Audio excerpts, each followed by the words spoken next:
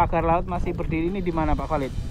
Kalau ini masuknya wilayah Kecamatan Kronjo.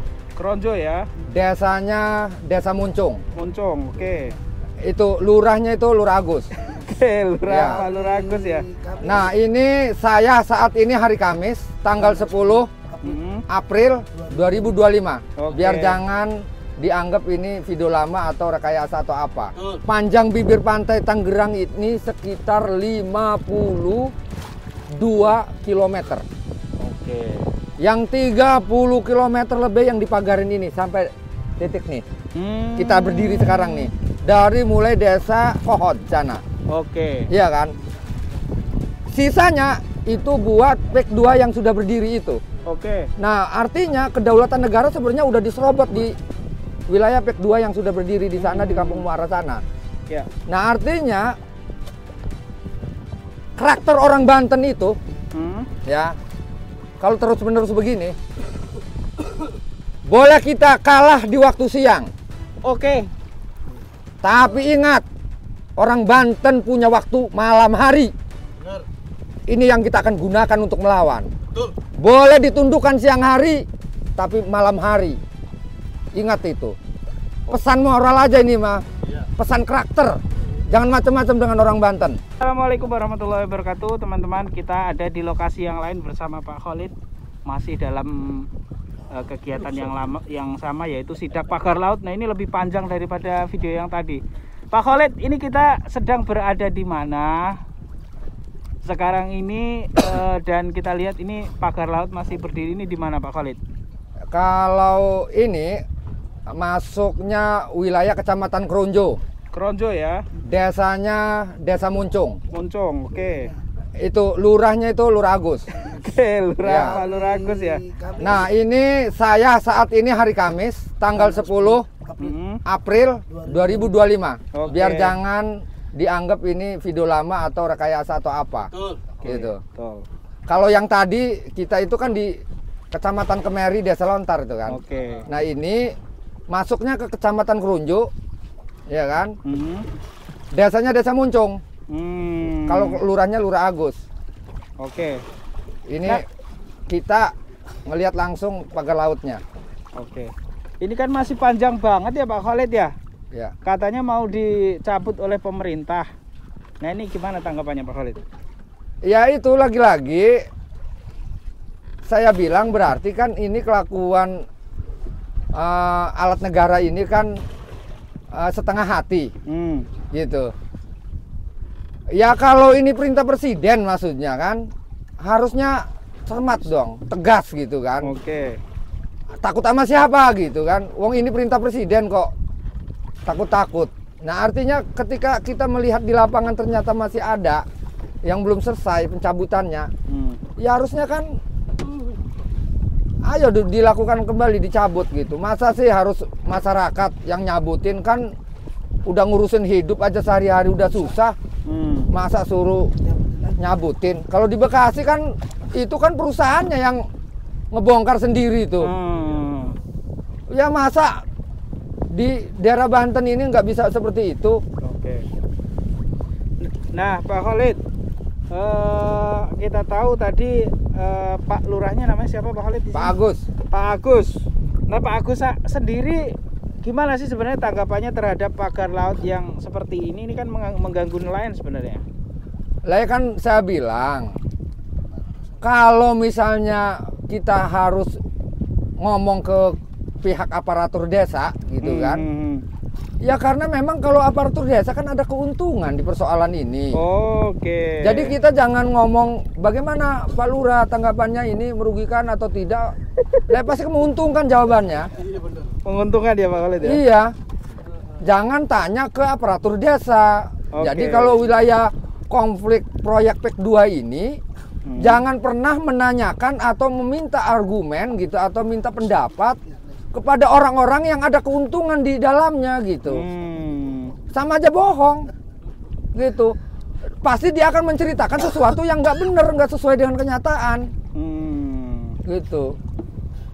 Ya, melihat kasus pagar laut ini kan sebenarnya sebelumnya sudah ada Tarsin ya, yang kemudian penjara saat ini, katanya begitu ya. Mm-mm. Karena beliau yang secara tegas menyatakan yang memagar laut. Nah, kalau lurah yang ada di sini kira-kira gimana itu Pak Khalid? Ya kan saya bilang begini, ini sepertinya kasus ini dilokalisir gitu kan. Oke. Dilokalisir seolah-olah hanya sebatas Lurah Arsen saja. Kan udah kita laporkan juga. Oke. Ini ada indikasi, ada dugaan bukan hanya Lurah Arsen, tapi juga ada lurah-lurah yang mempunyai wilayah bibir pantai di Tangerang, bahkan sampai Kabupaten Serang. Oke. Yang mempunyai wilayah bibir pantai pasti dia akan keterlibatan itu indikasinya. Nah kayak macam contoh ini desa Muncung, kelurahan Kerunjo. Ya bukan nggak tahu, lurah tahu ini, gitu kan. Cuman isunya terlalu dilokalisir di wilayah Kohod saja. Oke. Nah, ditangkapnya Lurah Kohod itu kan persoalannya ini memalsukan dokumen SHM terkait SHM segala macam itu, SHGB kan. Lah pelaku pagar lautnya sebenarnya belum ditangkap. Walaupun memang misalnya kata KKP, ya. Ini yang melakukan Arsen berdasarkan pernyataan Arsen sendiri, pernyataan sikap. Lah ya nggak dasar itulah, gitu kan. Artinya kalaupun berdasarkan itu, misalnya benar Arsen yang melakukan, ini bukan hanya serta-merta hanya Arsen sendiri. Oke. Ada keterlibatan yang lain, Oke. dan lurah-lurah yang lain juga, gitu. Oke. Kalau yang lain itu yang dimaksud siapa Pak Khalid? Wilayah kelurahan-kelurahan yang mempunyai bibir pantai. Oke. Sekitar 16 desa ya. 16 desa, 6 kecamatan. Itu di wilayah Tangerang saja ya. Oke. Belum wilayah Kabupaten Serang. Ini juga indikasi diduga akan terjadi seperti itu. Karena si pemesan ini, si pengepulnya ini, tengkulaknya ini, dia memesan wilayah laut agar melakukan seperti itu. Oke. Ini kan dibikin warkah nanti nih, dibikin girik, dan kan belum disidik juga kan, artinya laporan-laporan terkait ada warga yang dicatat namanya, dibuat girik di situ. Ini kan indikasinya ada kaitan dengan pagar laut ini, gitu. Yang kemudian disetorkan ke BPN juga udah ngerti itu dan pasti akan di ACC itu. Kan biasanya kalau, nah ini juga tukang ukur ya, tukang ukur BPN gitu kan. Biasanya kan tukang ukur BPN itu dia pasti akan memfoto titik koordinatnya, tongkat ukurnya difoto, siapa yang mengukur kan. Lah ini di laut kan bingung ukur ini. Harusnya kan ada itu kan. Misalnya kita megang tongkat ukur di foto nih, di darat apa di laut. Nah, titik koordinat ukur di laut ini yakin nggak ada foto itu. Nah, langsung di ACC aja sama BPN. BPN juga terlibat berarti kan? Iya. Surveyor. Gitu. Oke, ini kan faktanya masih ada ini Pak Khalid. Dan bahkan panjang sekali ini daerah Kronjo ini ya. Kalau kita daerah Muncung ya, sorry. Ya kecamatannya Kronjo, desanya Desa Muncung. Oh ya, desa Muncung ini, dan kalau kita lihat ini seperti masih utuh, lebih rapi daripada yang kita lihat tadi di Desa ya. Kemeri. Di Kecamatan Kemeri, Desa Lontar tadi. Desa Lontar tadi. Padahal kalau kita lihat ya, aparat kita sangat banyak sekali, dan ini sangat memungkinkan ini sudah 2 bulan lebih kira-kira ya sejak perintah dari Pak Prabowo untuk mencabut pagar laut ini. Namun faktanya kan sampai dengan hari ini masih panjang itu. Itu sekitar 5 kilo kayaknya ada itu ke sana itu. Iya. Nah, ini apa tanggapannya masyarakat sini melihat situasi dan kondisi yang seperti ini Pak Khalid, melihatnya Pak Khalid? Layak masyarakat melihat ya dari urusan hal yang modelnya nyabutin bambu di laut saja, ini nggak selesai-selesai. Oke. Bagaimana negara kita mengurusi tentang kedaulatan negaranya sendiri?